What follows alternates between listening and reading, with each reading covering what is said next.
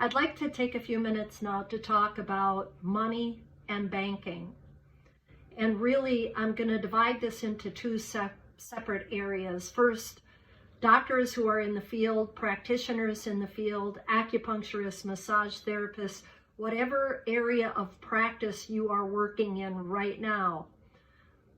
For you, there is a whole bunch of SBA funding, federal funding that's coming out right now. Pretty much every day, every 24 hours, I'm getting updates on Small Business Administration funding that's available to you through the CARES Act, which is where the payroll protection funding is coming from, and the special EIDL, EIDL loans are coming to you.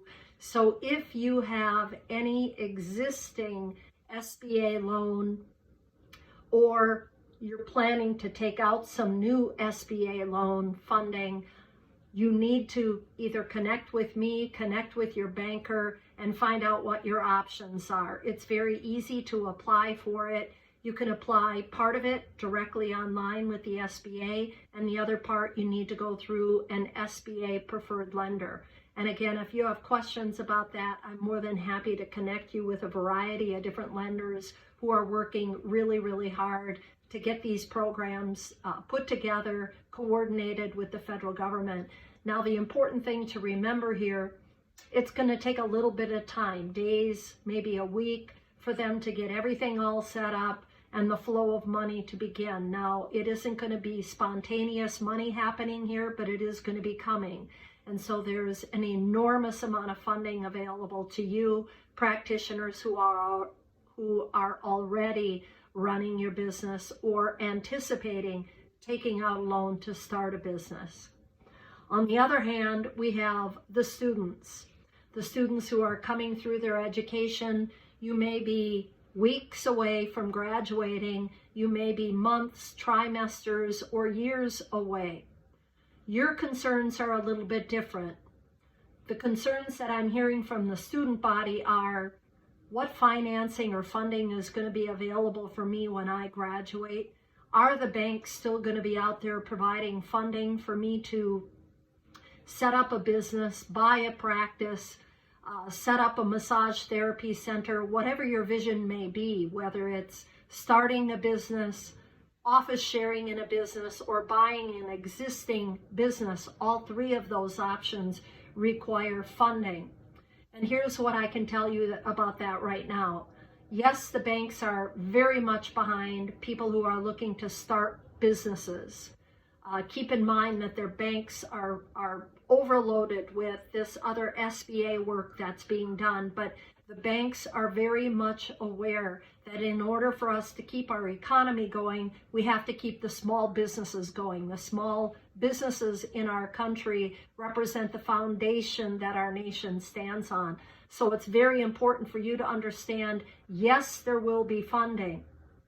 Now, the things that I'm thinking about, what's going on? How is that going to impact that availability of funding? Well, first and foremost, it really depends upon how long this economic situation goes on.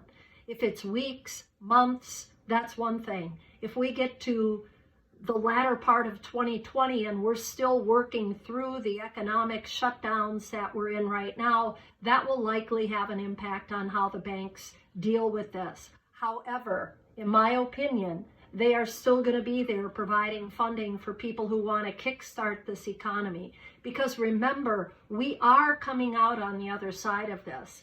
And when we come out of this, we are going to be stronger and better business people. And for you students, we need you to engage in becoming business-minded people.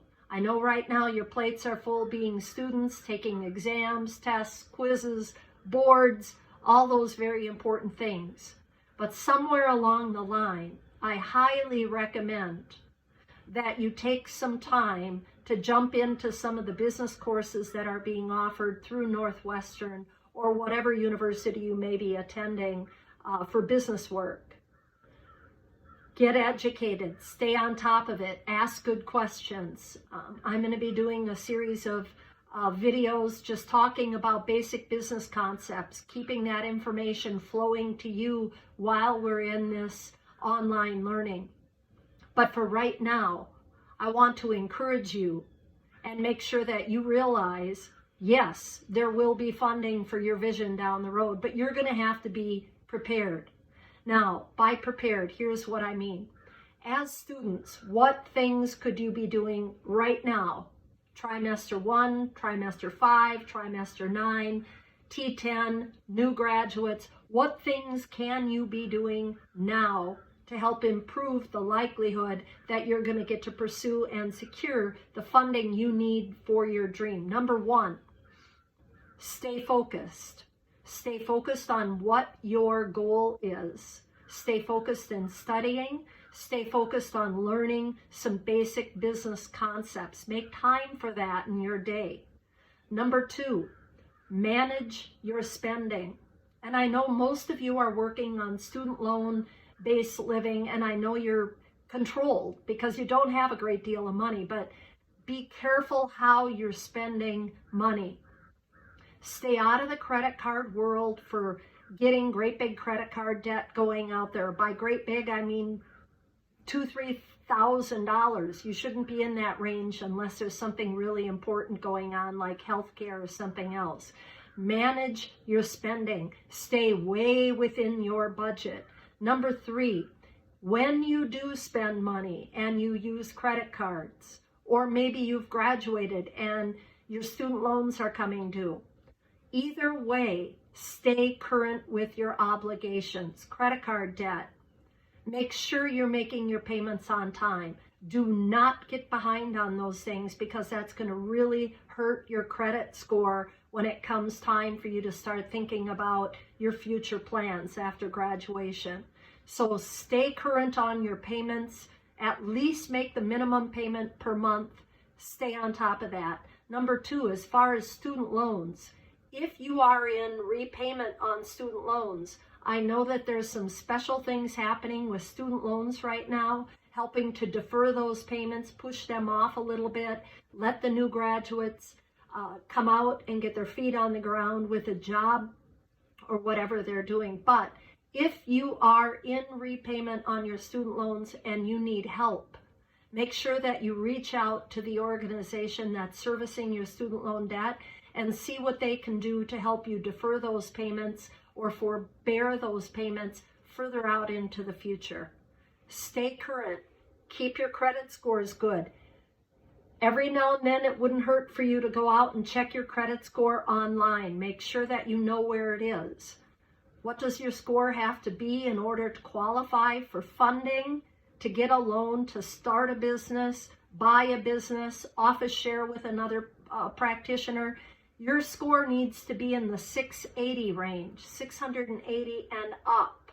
Can it be less than that? Yes, but now you're getting into that range where questionable if the lender is going to be okay with that. And if the lenders are a little bit nervous or jittery on the back side of this, we want to give you the absolute best chance to get your dream funded. So use this time to not only complete your coursework, but to grow in your understanding of business. If you have option classes to take in your studies, you may want to consider opting in, taking some of those business courses that are going to keep you in the game, knowing and understanding business. One last thing. If you are near graduation, now is the time for you to shake off your resume and do a really good job updating that resume, talking about experience that you've had prior to school. Were there management, assistant management, any business experience that you may have had? I had a gentleman who grew up on a large family working farm, and he didn't think that was important to have on his resume. But when I asked him about, well, what things did you do on the family farm? It turns out he did a lot, and quite a bit of it was connected to the business world. So if you have questions about that, either get in touch with me, get in touch with Melissa at Northwestern. She will help read your resume as well. But use this time to look at your resume from the perspective of a banker. And bankers like some indication that you've been involved in business, whether it's in sales.